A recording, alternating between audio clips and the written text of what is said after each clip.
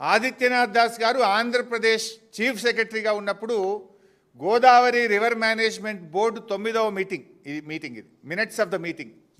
దీంట్లో ఎవరెవరు పాల్గొన్నారో కూడా ఇక్కడ ఉంది. ఇగో ఆంధ్రప్రదేశ్ తరఫున ఎవరు పాల్గొన్నారంటే Adityanath Das IAS special chief secretary government of Andhra Pradesh. Andhra Pradesh నుంచి 9వ జిఆర్ఎంబి మీటింగ్కి ఎవరు వెళ్ళారు? ఆదిత్యనాథ్ దాస్ గారు పోయినారు. ఆ మీటింగ్లో ఏం జరిగిందో ఇది మినిట్స్ డీటెయిల్ ఉన్నాయి, మీ అందరికి మీడియాకు కూడా ఇస్తాను, ప్రజల ముందు కూడా పెడతాను. చాలా పెద్దగా ఉంది కానీ ఇందులో సింపుల్గా ఒక 2 లైన్లు చదువుతాను.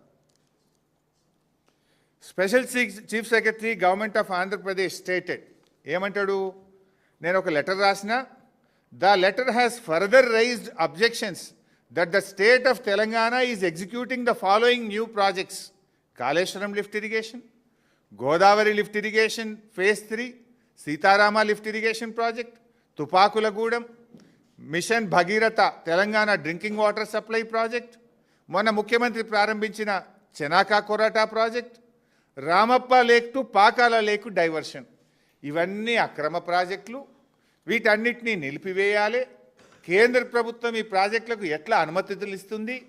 ఇది తెలంగాణ మొత్తం నీళ్ళని వాడుకుంటుంది, తెలంగాణ మా ఆంధ్రాకు అన్యాయం చేస్తుంది. ఈ ప్రాజెక్టులన్నీ ఆపాలని ఆదిత్యనాథ్ దాస్ గారు సంతకం పెట్టి ఉత్తరం రాసి ఆ మీటింగ్లో మాట్లాడిన మినిట్స్ ఇవి. ఆ దొంగని ఇలా తెలంగాణ తరఫున తోలుతున్నాడు, దొంగ చేతికి తాళపు చేయిస్తుండు రేవంత్ రెడ్డి. తెలంగాణ ప్రాజెక్టులను అడుగడుగున వ్యతిరేకించిన వ్యక్తి ఆదిత్యనాథ్ దాస్.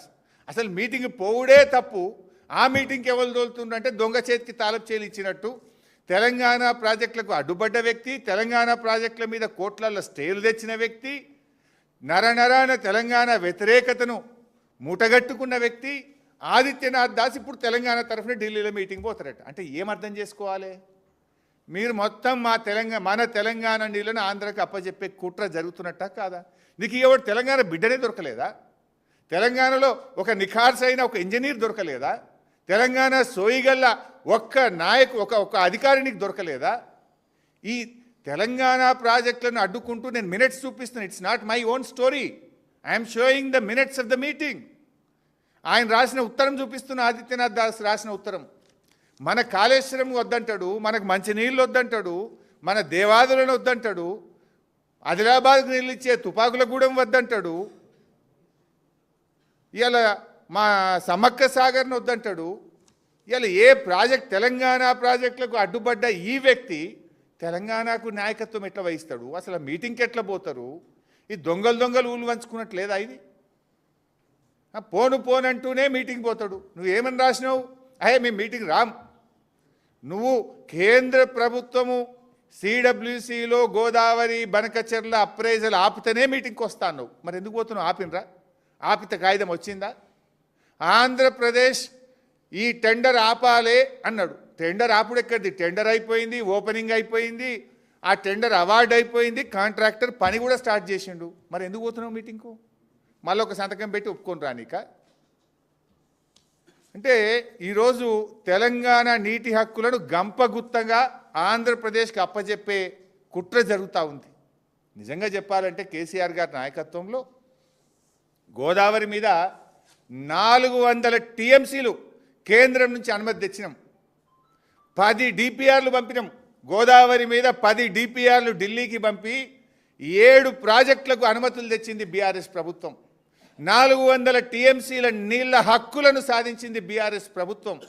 అరే నువ్వు 2 నెలలు అయింది, ఒక్క డిపిఆర్ పంపింది లేదు, ఒక్క అనుమతి తెచ్చింది లేదు. మేము 10 పంపి 7 తెచ్చినాం. ఇంకో 1-2 ప్రాజెక్టులు వార్దా కానీ కాళేశ్వరం సెకండ్ టీఎంసీ కానీ అవి సగం అనుమతులు వస్తే మిగతా అనుమతులు తేవాల్సిన తెలంగాణ ప్రభుత్వం డిపిఆర్లు వాపసు తెచ్చుకున్నది. అబ్బా ఏం గొప్ప రేవంత్ రెడ్డి, నువ్వు ఒక్క చుక్క నీళ్లు అనుమతి తెచ్చింది లేదు, ఒక్క డిపిఆర్ కొత్తగా పంపింది లేదు. బీఆర్ఎస్ పంపిన డిపిఆర్ వాపసు వచ్చింది రేవంత్ రెడ్డి పాలనలో. 10 డిపిఆర్లు పంపి 7 డిపిఆర్లకు 7 ప్రాజెక్టులకు మేము అనుమతులు తెచ్చినాం. ఇంకా 3 డిపిఆర్లు గోదావరి మీద అక్కడ పరిశీలనలో ఉండే, వార్ధా కావచ్చు, 3rd టీఎంసీ ఆఫ్ కాళేశ్వరం కావచ్చు, అవి వాపసు తెచ్చినావు నీ 2 నెలల్లో. అంటే అవి వాపసు తెచ్చుకుంటావు, నల్లమల్ల సార్కు జెండా ఊపుతావా? ఈ ఇంత నీళ్లు గోదావరి నీళ్లు దారదత్తం చేస్తావా? మేం చూస్తూ ఊరుకోం. బీఆర్ఎస్కు తెలంగాణ ముఖ్యం, తెలంగాణ ప్రయోజనాలు ముఖ్యం, తెలంగాణ హక్కులు ముఖ్యం, ఈ తెలంగాణ ప్రజల భవిష్యత్తు మాకు ముఖ్యం. నీకు సోయి లేదేమో కానీ మాకు తెలంగాణ సోయి ఉన్నది. తెలంగాణకు అన్యాయం జరుగుతుంటే గర్జిస్తాం, ప్రశ్నిస్తాం. అవసరమైతే కేసీఆర్ నాయకత్వంలో మరో పోరాటానికి శ్రీకారం చుడతామని హెచ్చరిస్తూ ఉన్నాం. ఈరోజు మేము ఒకటే సూటిగా డిమాండ్ చేస్తున్నాం.